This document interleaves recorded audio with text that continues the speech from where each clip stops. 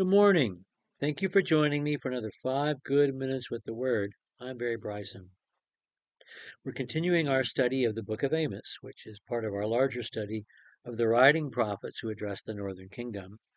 And we're talking about the prophecy against Tyre, which is against the Phoenicians. So with the Arameans, the Philistines, and the Phoenicians, the nation isn't mentioned specifically. Philistia is at the end, but they are addressed by their major city. And of course, we know that the Phoenicians' two major cities were Tyre and Sidon, and they had been for many, many years. And the Phoenicians are very prosperous. They are traders. They traded as far away as the Iberian Peninsula. They traveled and they traded with North Africa, and all around the Mediterranean coast.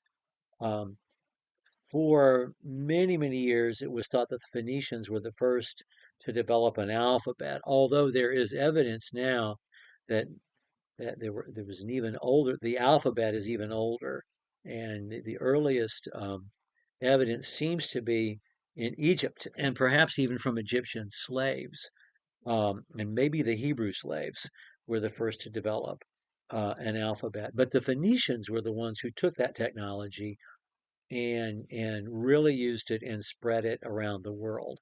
The Greeks did not get their alphabet from Hebrew slaves. They got it from the Phoenicians. In fact, the creation of this alphabet is the only time in the history of the world when an alphabet was created.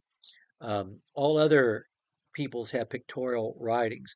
Anyone who uses an alphabet uses an alphabet that was adapted from the Phoenician alphabet, the so-called Phoenician alphabet. Anyway, the Phoenicians have had close relations with the Jews. And Hiram, their king, and Solomon had a very tight understanding and were very close allies. We read about this in 1 Kings chapters 5 and 9. Hiram gave large gifts, and Solomon bought a lot of cedars and hired a lot of talent from Lebanon when he built the temple. So there's a real close connection. But again, there are war crimes. So let's read the judgment against the Phoenicians. Thus says Yahweh, for 3 transgressions of Tyre, and for 4, I will not revoke its punishment, because they delivered up an entire population to Edom, and did not remember the covenant of brotherhood. So I will send fire upon the walls, and consume her citadels. Okay, so we have the same sin with the addition of the violation of treaties. We have the same sin that was prophesied against the Philistines. They have taken an entire population and sold that population to Edom. Among the Jews, it has to be among the Jews. I mean that's who's on their border, or it could have been the Syrians, maybe the Syrians, but they're so far north. They're on the northernmost coast of the east coast of the Mediterranean. They're all the way up to Turkey, to where you make the bend, and now you're talking about that peninsula there.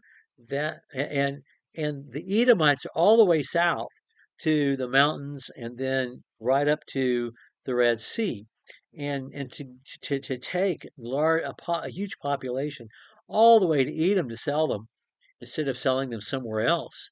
That's unusual. Why would they do that? I mean, it doesn't make any sense, but they did. And so this harvesting of human beings as and trafficking them as an act of war, they're being punished for that. Their punishment is not going to be revoked. Um, it's unclear which invasion and destruction this envisages. Certainly, the Assyrians are going to be up first. So, and the punishment is nearly identical to the punishment that he mentions for the Philistines as well. Fire upon the walls, and I will consume her citadels. Well, starting next time, when we talk about the Edomites, the Ammonites, and the Moabites, we're talking about kindred peoples, and the war crimes get much, much worse. We'll pick up with the Edomites next time. Thank you for joining me for another 5 good minutes with the Word.